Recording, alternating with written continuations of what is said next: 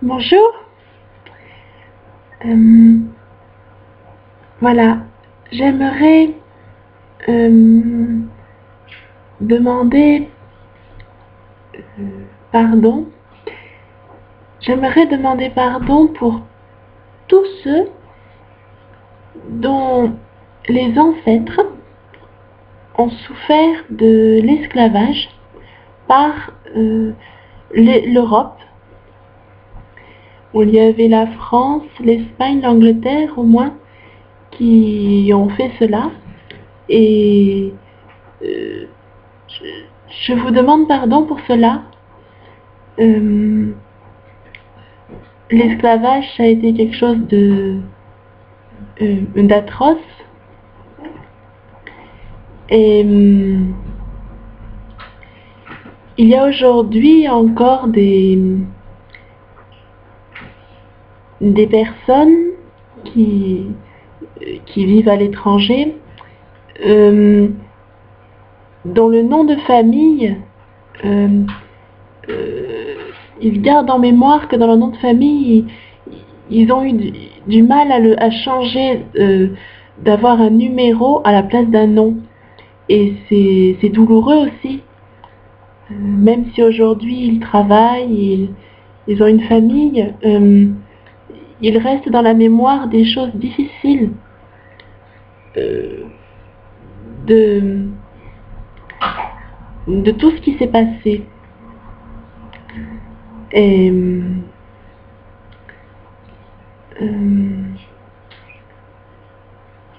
cela a été contre les Africains, les personnes en Afrique, de manière générale, les personnes sur les îles, les Antilles, et aussi en Amérique du Sud, à Cuba, etc.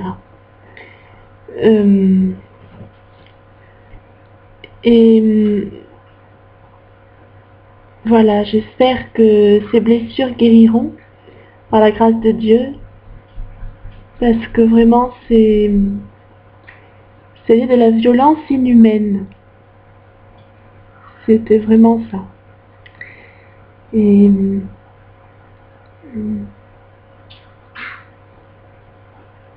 voilà, c'est vrai que il y a aussi, je demande pardon aussi pour quelque chose qui n'est pas vraiment fait en toute conscience par la plupart des Français. C'est-à-dire qu'au lieu de dire africain ou antillais ou euh, on dit noir ou black. Et en fait, ce serait bien qu'il y ait une petite prise de conscience. Ça a l'air d'être un détail, mais ce n'est pas un détail parce que une personne d'Afrique ou des Antilles n'est pas ou des autres îles de Madagascar, etc., n'a pas à être appelée par sa couleur. Puis après, on voit un chien, on va dire quel beau labrador. Et ça, c'est le meilleur moyen sans qu'on en prenne conscience. On est entraîné dans le mouvement, on se rend pas compte qu'on blesse les gens. Et pourtant, si. Et c'est même encore plus grave qu'on se rende pas compte qu'on les blesse pas. Qu'on les blesse, pardon. Donc, ça va autant de l'esclavage. Il y avait le chien des Français ou des Anglais sur un beau coussin, bien nourri, bien tranquille. Et puis les habitants de leur propre pays qui étaient réduits à pire que des animaux, une vie horrible. Et tout ça pour l'argent, pour le profit, pour le commerce, pour toujours l'argent qui nous fait faire des horreurs. Mais voilà, j'espère que vous allez accueillir ce pardon et, et que ça pourra porter des beaux fruits de paix, tout cela. Parce qu'il y a aussi une différence entre les médias et puis la réalité de ce qui se passe chez beaucoup de Français. En fait, il y a parfois des médias qui donnent l'idée que soi-disant les Français pensent que les étrangers ne sont bons qu'à faire du sport, à danser, et puis c'est tout. En fait, on ne pense pas ça du tout. Mais étant donné que parfois la télévision est le seul lien entre les peuples, c'est assez embêtant. Non, il y a beaucoup de Français qui ne pensent pas ça. On sait très bien qu'un être humain, à partir du moment où il a la chance de faire des études et de développer son intelligence, il peut aller très loin. Il peut développer son génie et faire des grandes découvertes et apporter un bien immense à toute l'humanité. Et ça, c'est pas une question de région. C'est pas une question de région mondiale. Hein. C'est une question de pouvoir avoir la chance d'être instruit. Voilà. Et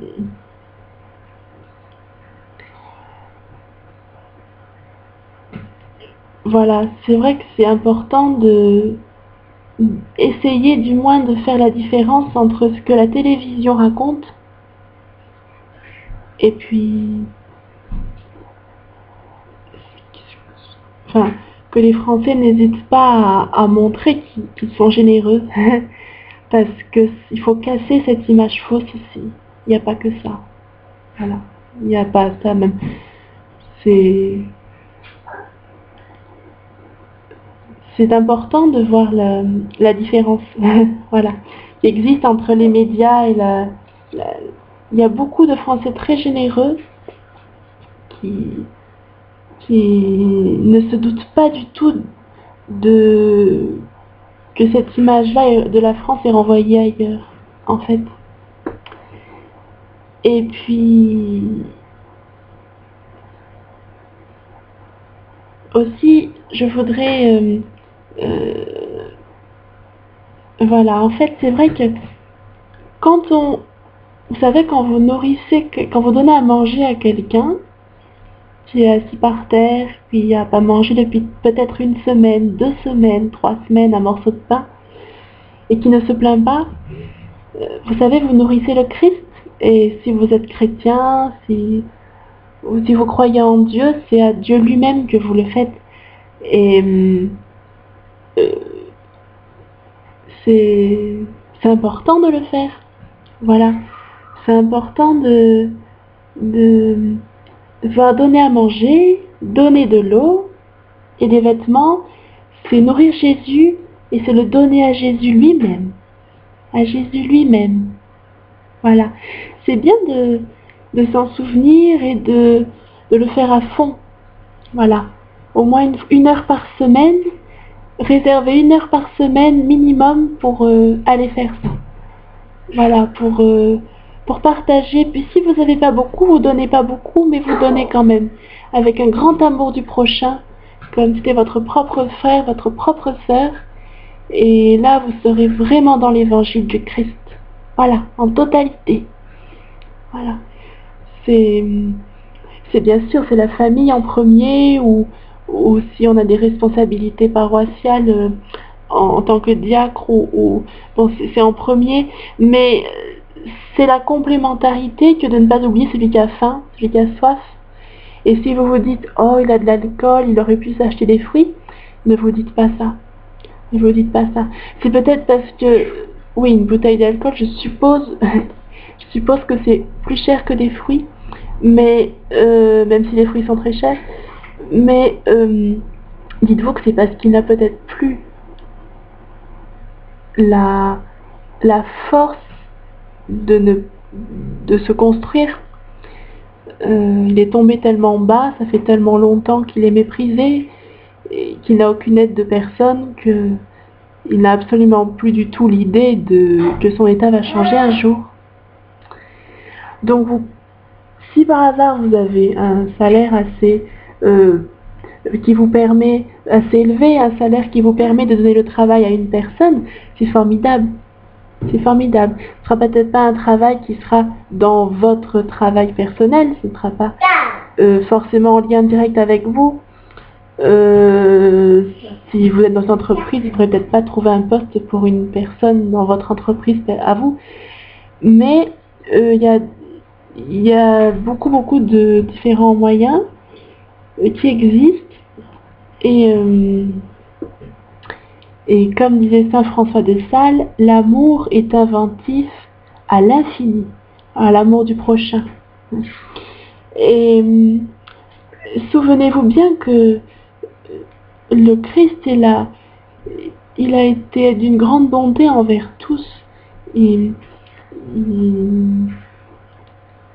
a vraiment insisté sur si vous accueillez l'étranger, si vous accueillez un enfant d'une famille étrangère en mon nom, c'est moi-même que vous me accueillez. Et si vous m'accueillez moi-même, vous accueillez le Père qui m'a envoyé. En fait, c'est accueillir l'amour de Dieu que d'accueillir en donnant quelque chose à manger, à boire de l'eau, des vêtements, si on peut, aux personnes qui n'ont plus rien. Voilà. Tout simplement partager. Et moi, ce que je trouve dramatique, c'est plutôt la mort, encore plus de ce qui se passe, évidemment, c'est dramatique. Il y a autant de personnes en France qui ont faim. Mais c'est aussi l'idée que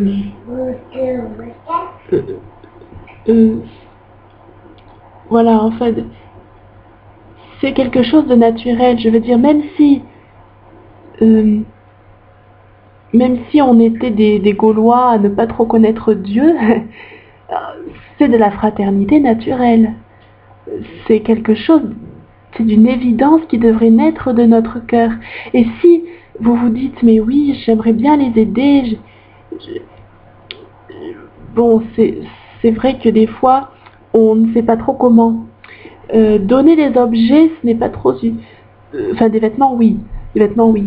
Donner des objets, ce n'est pas forcément le meilleur moyen de les aider, mais partagez votre nourriture. Ce qu'il y a dans votre frigo, dans votre placard, donner de l'eau, des vêtements parce que vous en avez beaucoup et qu'il y en a qui n'en ont pas du tout. C'est ça en fait. C'est ça la fraternité. Voilà. Et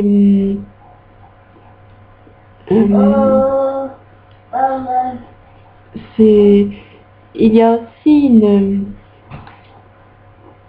une possibilité en plus. Alors j'espère que ça pourra se faire un jour, parce que concrètement c'est possible, mais bon, peut-être il faudra un peu de temps, je ne sais pas. Ça dépendra de vous. Si vous pourrez le faire vite, tant mieux. C'est tout simple en fait, c'est que, voilà, pour vous raconter, dans les îles, il y a la possibilité de se nourrir avec ça sur les arbres. C'est comme au paradis, c'est comme un paradis terrestre à ce niveau-là, c'est extraordinaire. C'est-à-dire que même si ce n'est pas des fruits qui chez nous pousseraient facilement, à part sur la côte méditerranéenne, mais au sud de la France, mais il y a donc des mangues ou des légumes fruits qui n'existent que là-bas, qui sont très très bons, et dont les personnes qui n'ont pas de quoi s'acheter à manger peuvent survivre grâce à ça. Et c'est vrai que il y a aussi des problèmes pour la jeunesse qui n'ont plus de repères ou des choses. Sur les îles, il y a aussi ces problèmes-là, mais il y a très peu de personnes qui font la manche en fait. Ce n'est pas comme en France, quoi. Et c'est parce que il y a une nature extraordinairement fertile et qui est laissée gratuitement pour tous ceux qui voudraient la manger. Ça, je trouve que c'est quelque chose d'extraordinaire. Et ce serait bien qu'en France, et si possible dans d'autres pays d'Europe où chaque pays connaît les fruits qui poussent plus ou moins facilement avec les saisons, avec les températures, etc. Ici, je crois que c'est les pommes et les poires qui pourraient pousser partout. J'ai vu dans un jardin un jour, un petit jardinet à Marseille, des bananes magnifiques. Elles étaient plus petites que les bananes d'Afrique, mais des bananes magnifiques. Et elles avaient poussé dans le jardin comme ça très très facilement, dans un petit coin jardin. Donc en fait, voilà, ce serait bien que dans des endroits qui ne soient pas trop près des autoroutes quand même, il y ait beaucoup d'arbres qui donnent des fruits et que les fruits soient disponibles gratuitement à tous ceux qui les veulent. Je crois que ce serait quelque chose pour la France et pour l'Angleterre, pour l'Espagne, pour l'Italie. Je crois que ce serait merveilleux. Vous savez, on a vraiment le sentiment d'être en paradis terrestre quand on voit ça. On se promène sur un sentier ou sur un chemin où il n'y a pas beaucoup de camions, de choses comme ça. Et s'il y a quelques voitures, vous savez, les fruits sont en l'air, ça va quand même. Hein. Ce ne sont pas des mûres ou des fraises, donc c'est pas trop dérangeant. Il n'y a juste qu'à tendre le bras vers le haut et hop, on a un fruit. Et personne vous met une amende ou vous crie dessus ou vous dit vous n'avez pas le droit, c'est pas bien. Voilà. Donc, ce serait bien de réserver. Ce serait bien de pouvoir réserver des endroits pour ça. Pas seulement de mettre de la verdure, mais de mettre des choses à manger. Donc ce serait les deux en même temps, parce que les arbres fruitiers font des fleurs magnifiques, font des fleurs roses, des fleurs blanches, c'est magnifique. Et des cerisiers, vous vous rendez compte s'il y avait des cerisiers disponibles gratuitement de partout, ce serait extraordinaire, ce serait la fraternité, ce serait extraordinaire. Donc vous voyez, ce qui semble évident à l'étranger, ce qui peut aussi les étonner en France, ce n'est pas un jugement, parce qu'en France, quand on ne connaît pas ce qui se passe ailleurs, c'est pareil, on ne peut pas y penser. Et on ne peut pas en prendre conscience. Donc, moi, c'est aussi par grand amour des Français et par grande reconnaissance pour tous ceux qui cherchent des solutions. Et bon, je vous propose juste ça. Et j'aimerais bien quand même qu'un jour on puisse voir ça de nos yeux.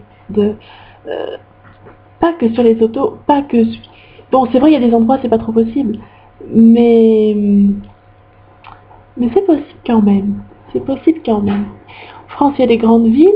Il y a des endroits dans les grandes villes où ce serait possible de le faire. Toujours des squares pour enfants, des endroits où c'est plutôt calme. Puis il y a aussi énormément de petites villes, de villages. Voilà, en France, il y a énormément de lieux où ce serait possible. Et puis en France, ce qui pousse très bien aussi, c'est les noix. Les noisettes, voilà, les noisetiers, c'est des arbres très beaux aussi, les noix, les noisettes, et puis ce serait bien aussi d'en mettre dans tous les lieux où ce sont vraiment des familles en grande difficulté qui vivent, vous savez, les cités, les HLM, où on dit ah va pas là, c'est dangereux. En fait, plus que mettre 3 buissons, voilà, ce serait bien de mettre des arbres fruitiers qui donnent des fruits. Et logiquement, un arbre fruitier, quand on le plante bien au début, ensuite il peut y arriver. Il ne faut pas se mettre un blocage en disant « Ah, il faudra traiter l'arbre et puis qui c'est qui va... » Si c'est bien préparé au début, logiquement, ça peut bien pousser ensuite. Ça ne donnera peut-être pas des fruits pendant les 2 premières années, mais après ça peut durer 10 ans, 20 ans, 30 ans, ça peut durer. Et c'est bien. Et c'est bien. Voilà. Et voilà, c'est pour vous donner cette idée-là. Et puis aussi, juste une petite information spirituelle pour les Antillais ou les Africains qui sont très très croyants. J'en ai vu beaucoup.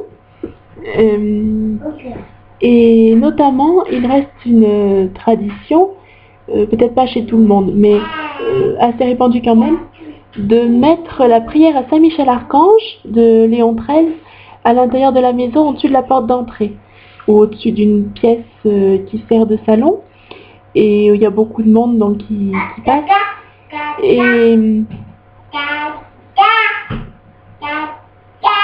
Et c'est une très très bonne initiative. Donc, je vous encourage à continuer, puis j'encourage les Français à faire de même.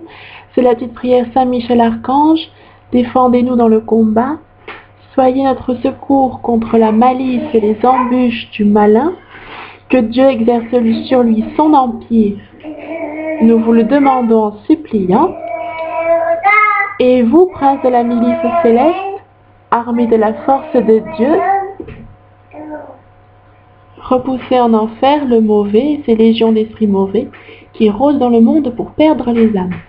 Voilà, c'est la prière à Saint-Michel-Archange qui est assez connue, de Léon XIII, il y a une plus longue, mais voilà, donc c'est très très bien si vous pouvez la mettre au-dessus de la porte d'entrée à l'intérieur de votre maison, ou à l'intérieur près de la porte principale, et donc comme ça vous pourrez y penser pour la dire tous les jours, parce que c'est vrai que Saint-Michel protège les maisons et protège ceux qui habitent lorsque on l'honore de cette façon.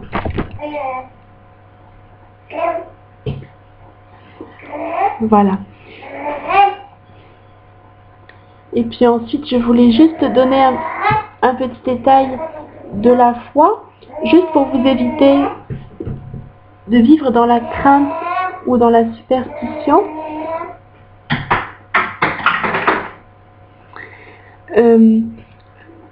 Pas besoin de mettre des... comment dire,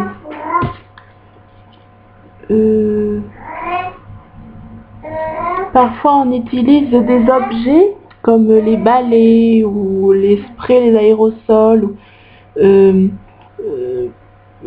pour faire fuir les esprits mauvais. En fait, ce n'est pas nécessaire. Et ça peut vous mettre dans un climat de peur qui est un peu inutile et qui va vous faire du mal. Donc,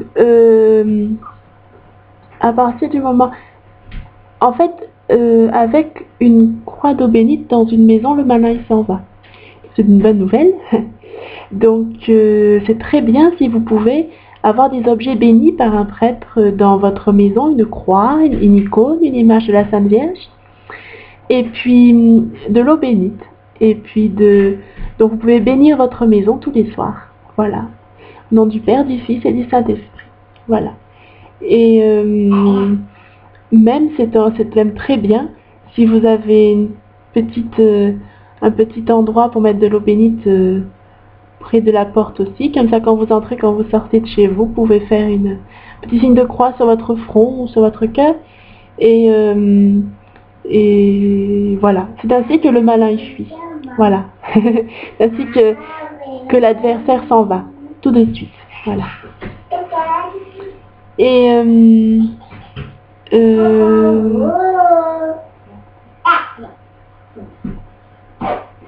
oui, aussi pour à propos des pratiques du vaudou, j'aimerais juste avertir les personnes que ça ne vous protégera pas. Ça ne vous protégera pas d'un malheur ou d'une maladie ou d'une mauvaise parole qu'un ancêtre aurait lancée contre votre famille, d'aller tuer des chats ou des pigeons, des oiseaux ou ça vous apportera pas de bien. En fait, c'est un pacte avec l'ennemi. Et si après vous allez à la messe, vous avez, sans le vouloir volontairement,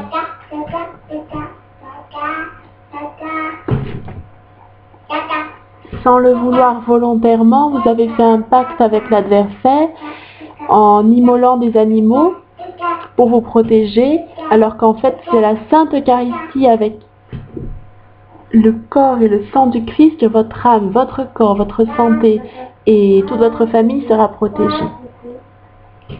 Voilà. Et par contre, c'est vrai que si on vous offre des objets,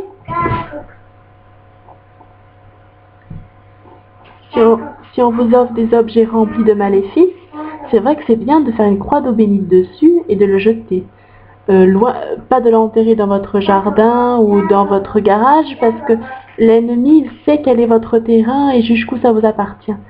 C'est des choses spirituelles, ça nous dépasse un peu, mais c'est ainsi qu'un prêtre, par exemple, il disait c'est bien de mettre 4 médailles miraculeuses bénies aux 4 coins de notre jardin.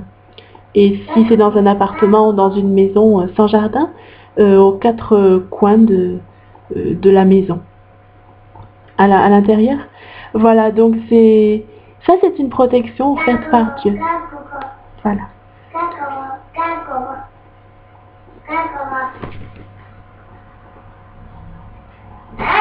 Donc les idoles du vaudou, elles peuvent peut-être vous faire croire que vous allez vous enrichir ou que vous avez été guéri d'une maladie, mais c'est du mensonge en fait. parce que le malin ne guérit jamais vraiment. La maladie va se développer ailleurs et devenir sûrement beaucoup plus grave. Et vous aurez un lien avec l'ennemi, donc vous aurez du mal à prier, vous n'aurez plus envie d'aller à la messe, vous allez avoir des problèmes de division, de dispute avec ceux qui vous entourent, parce qu'il y aura eu une porte ouverte dans votre âme. Voilà, en fait, c'est ça qui se passe.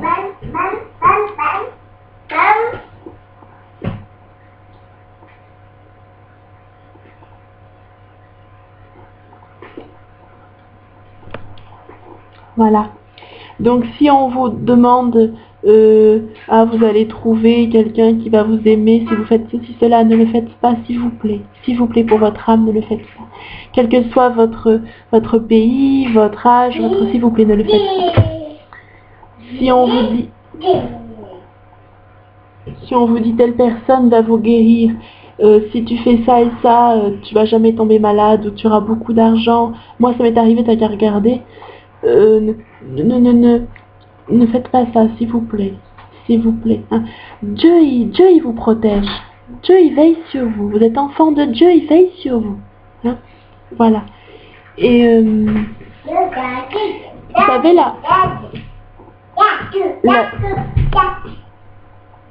la superstition, ça va vous faire du mal dans votre vie, dans le sens où vous allez faire confiance à des objets alors qu'en fait Dieu il aimerait que vous fassiez confiance à lui totalement. Et par exemple se dire tiens je mets tel objet dans mon portefeuille comme ça mon argent sera jamais volé ou des choses comme ça, c'est dommage. C'est juste que c'est dommage parce que Dieu il est heureux quand on vit dans la confiance en sa providence. Dieu, il nous aime, il vous aime tendrement comme un père aime ses enfants.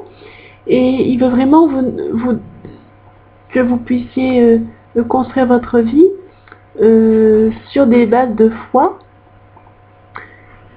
Et donc, essayez de laisser de côté la superstition. Pas de laisser les personnes qui vous entourent et qui y croient fermement parce qu'ils ont le droit de se tromper. On s'est tous trompés dans notre vie, on a tous fait des erreurs. Mais c'est juste essayer de partager votre foi au Christ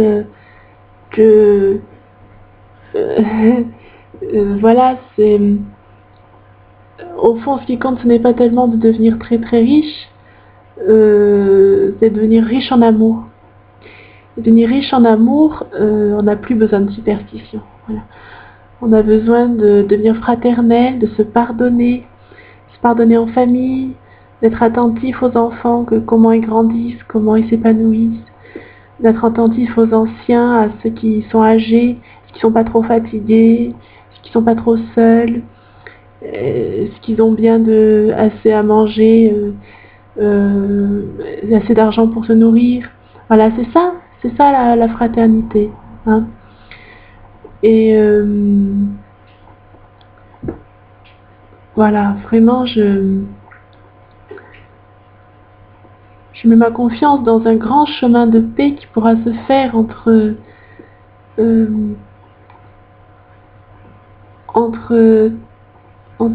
tous ces peuples où on vous a fait tant souffrir avant. Autrefois, on vous a fait tant souffrir. Voilà. Et vraiment, je vous demande pardon. Merci. Au revoir.